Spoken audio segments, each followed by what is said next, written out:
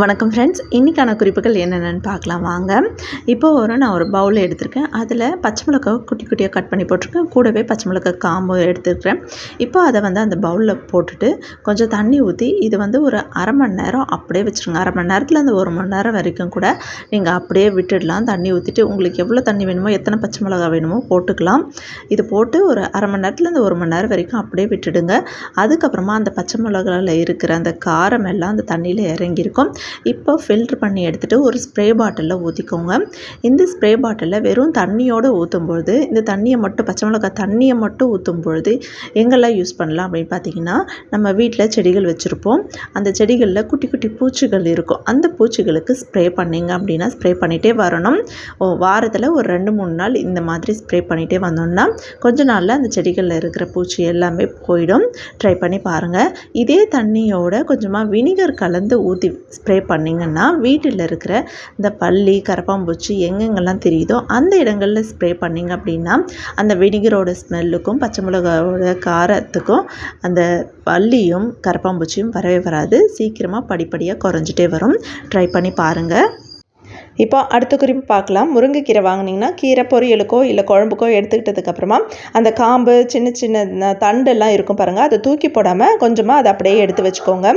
இல்லை உங்கள் வீட்டில் முருங்கை மரம் இருக்குன்னா இந்த மாதிரி நான் எடுத்துருக்கிற மாதிரி கீரையோட காம்பும் சேர்த்து ஒரு பாத்திரத்தில் போட்டு அதில் கொஞ்சமாக தண்ணி ஊற்றிட்டு நல்லா கொதிக்க வச்சுருங்க. கொதிக்க வச்சதுக்கப்புறமா அதை அப்படியே ஃபில்ட்ரு பண்ணி எடுத்துக்கலாம்.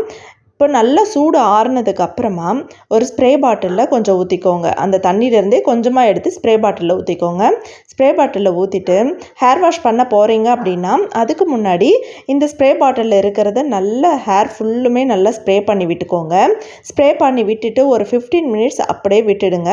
15 மினிட்ஸ் அப்படியே விட்டுட்டு அதுக்கப்புறமா மீதி இருக்கிற தண்ணியில் நீங்கள் என்ன ஷாம்பு யூஸ் பண்ணுவீங்களோ ஷாம்பு யூஸ் பண்ணால் ஷாம்பு, இல்லைன்னா சேக்காய் யூஸ் பண்ணால் சேக்காய் போட்டுக்கோங்க. போட்டு அந்த தண்ணியிலே நல்லா கலந்து விட்டுக்கோங்க. கலந்து விட்டுட்டு அதுக்கப்புறமா ஹேர் வாஷ் பண்ணிவிட்டு வாங்க. உங்களுக்கு முடி உதிர்தல் பிரச்சனை இருந்தால் அது சீக்கிரமாகவே கண்ட்ரோல் ஆகும். நல்லா அடர்த்தியாகவும் முடி வளரும், நல்லா கருகருன்னும் முடி வளரும். இந்த முருங்கைக்கீரை தண்ணியை நம்ம யூஸ் பண்ணிகிட்டே வர்றதுனால ஹேர் நல்லா கருகருன்னு மாறுறதோட நல்லா ஷைனிங்காகவும் மாறிட்டு வரும். வாரத்தில் ஒரு 2 நாள் இந்த மெத்தட் ட்ரை பண்ணி பாருங்கள்.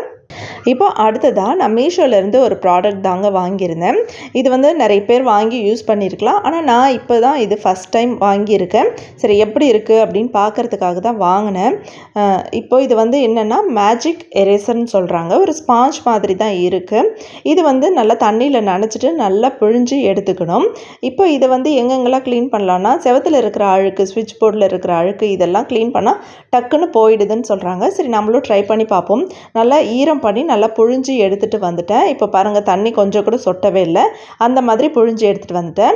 இப்போ ஸ்விட்ச் போர்டு கீழே பாருங்கள் எவ்வளோ அழுக்கு இருக்குன்னு. நம்ம கை வைக்க வைக்க அந்த இடத்துல தான் ரொம்ப அழுக்கு சேரும். நம்ம எங்கெல்லாம் கை பிடிச்சு நடக்கிறோமோ அந்த இடங்கள் எல்லாமே செவரில் அழுக்கு ரொம்ப அதிகமாக சேரும். இப்போ பாருங்கள், நான் க்ளீன் பண்ணவே அந்த ஸ்பாஞ்சில் எவ்வளோ அழுக்கு அப்படியே வருதுன்னு பாருங்கள். இதை நல்லா க்ளீன் பண்ணிவிட்டு நான் உங்களுக்கு காட்டுறேன் பாருங்கள். இப்போ ஃபுல்லும் க்ளீன் பண்ணியாச்சு. அந்த ஸ்விட்ச் போர்டும் சேர்த்து க்ளீன் பண்ணியிருக்கோம். இப்போ பாருங்கள், இந்த இடத்துல அழுக்கு இல்லவே இல்லை, நல்லாவே க்ளீன் ஆகிருக்கு. அந்த ஸ்பாஞ்சிலையும் நல்லா அழுக்கு சேர்ந்துருது.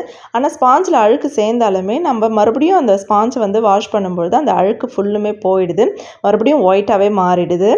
ஸோ இந்த ப்ராடக்ட் உங்களுக்கு வேணும் அப்படின்னா நான் லிங்க் டிஸ்கிரிப்ஷனில் கொடுத்துருக்கேன். செக் பண்ணி பார்த்துட்டு வாங்கிக்கோங்க. ப்ராடக்ட் டேகும் பண்ணியிருக்கேன். அதுவும் உங்களுக்கு ஓகேன்னா அதிலேருந்தும் நீங்கள் பர்ச்சேஸ் பண்ணிக்கலாம். இன்றைக்கி நான் சொன்ன இந்த குறிப்புகள் உங்களுக்கு பிடிச்சிருக்குன்னு நினைக்கிறேன். பிடிச்சிருந்ததுன்னா இந்த வீடியோக்கு ஒரு லைக் கொடுத்துக்கோங்க. அப்படியே உங்கள் ஃப்ரெண்ட்ஸ் அண்ட் ஃபேமிலி மெம்பர்ஸ்க்கு ஷேர் பண்ணிக்கோங்க. தேங்க்யூ.